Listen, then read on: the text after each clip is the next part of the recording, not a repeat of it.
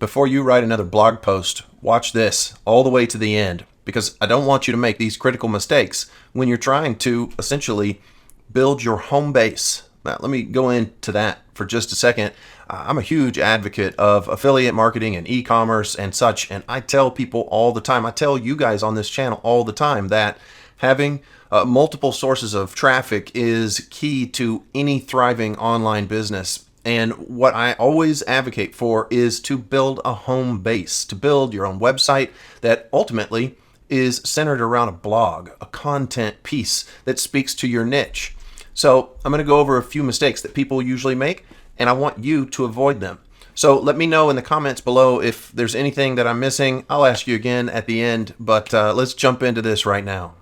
Now, the first mistake that I want to mention is that people don't capture leads correctly on their blogs. And a lot of times, most of the time, you put a little sign up for my newsletter thing, and nobody wants to read your newsletter. They're reading your blog. So what are you going to do? You still need to capture an email address because we all know that having an email address and owning that source of traffic is ultimately where all the money is. So we need to capture the email address, not in the form of a newsletter, but we do want to offer them something of great value.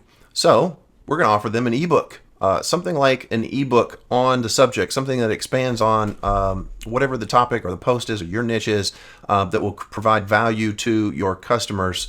And if you need an idea for an ebook or something along those lines, you can come over to, I've probably heard of eZine Articles. It's full of articles, but eZine Articles has, there is eZine PLR. You can come here and search for all kinds of different articles that are written on different niches and information, and you can purchase a 60 article mega pack for $7. And PLR means that you have private label rights to really redistribute these and give these away because you're buying those rights to do it. So it's totally legitimate way to go about creating an asset to provide value to your blog readers and offer this as a free download in exchange for their email address. So be sure and capture leads and provide value. The next thing on my list is not being consistent. You have to be consistent. Just like the value that I offer to you guys on my YouTube channel is that I will put out weekly videos that provide value to you and help you earn money online in any number of different ways. All the things that I try to put together, to provide value to you guys. And it's a grind. Just like writing blog posts on a regular schedule, it'll be a grind. This is a job and you need to treat it as such. And one of the things that might help you is to put together a content calendar. You can plan out what you're going to write content on, and it might kind of help you stay on track a little bit, but you have to be consistent and consistently putting out good, valuable content. Now, if you feel like you are stuck somewhere, then you could just as easily come to eZine PLR and buy some articles and maybe reword it a little bit for your blog. That way you can kind of stay on pace if you're having writer's block. You can also get guest writers, and you can go to Fiverr and hire somebody to write an article on something for your blog as well.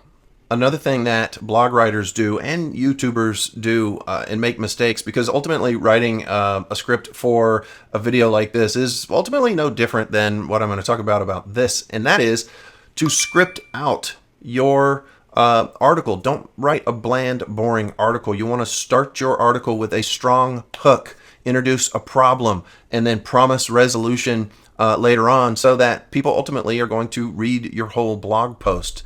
Another thing is you want to kind of think of it like a soap opera. There's going to be high drama, characters. You need to introduce characters, tell a story. That is the single most thing that get people hooked is storytelling. And the soap operas, my grandma used to watch soap operas all day long, and those things get you hooked for a reason. So they ebb and flow. They introduce new characters, and this guy's cheating on that guy, and there's a problem. Oh my God, Victor's dead, and now I'm gonna resolve this issue. Write like a soap opera, and you will keep people engaged with your writing and coming back every time you release a new article. Now, next on my list is your desire for this thing to go viral. You write an article, or you produce a video, you publish it on your blog or on YouTube in my case, and is it going to go viral? Is this going to be the one that gets 1 million views, etc., etc.? Probably not. That's the cold, hard truth and the reality of it. So you need to take measures into your own hand and try to hedge against any of the competition and other things and factors that are out there that are working against you. So one of the things that you can do is use Google Trends, look up different topics in your niche and see what's trending and try to maybe piggyback off of those. Another thing that you can do, I'm going to open a new window real quick, and you can search for an article that's in your niche, whatever. I'm just going to type in something. Here's steampunk, and I'm typing in steampunk because we're going to a steampunk party this weekend. And if we look at some of this stuff, here's Ministry of Peculiar Occurrences. So you can look at these various articles and see how many words are in their articles, and do that for the top ranking articles that when you Google your search term, your main search term for your post, you want to look at your competition. And if people are writing, 750 word articles or 1,000 word articles, then you know that you need to write a 2,000 word article, because it will provide so much more information and be way more likely to get ranked in search. So just a little tidbit there. And that kind of jumps over to the next thing on my list that I want to talk about, and that is formatting. So you need to write, when you write a 2,000 word article, you need to write it in a way that it is not just jam-packed with information in paragraphs. You need to have it broken out, have bullet points, etc., because today on the internet, people are way more likely to just skim your stuff. And if you have it laid out for them well, then you're going to get the win. Another thing with respect to formatting is not on the front end, but on the back end. So let's say you're using WordPress. Use let me show here.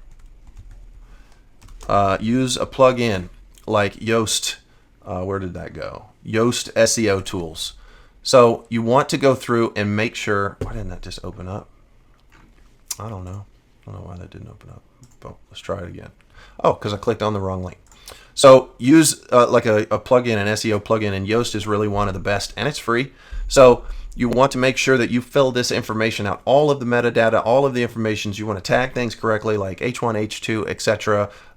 Fill it all out in its entirety. If you're going to spend that amount of time to write a 2,000 word article, then spend the 10% more time that it's going to take to SEO it properly every single time, so that you can ensure that you get a bump down the road.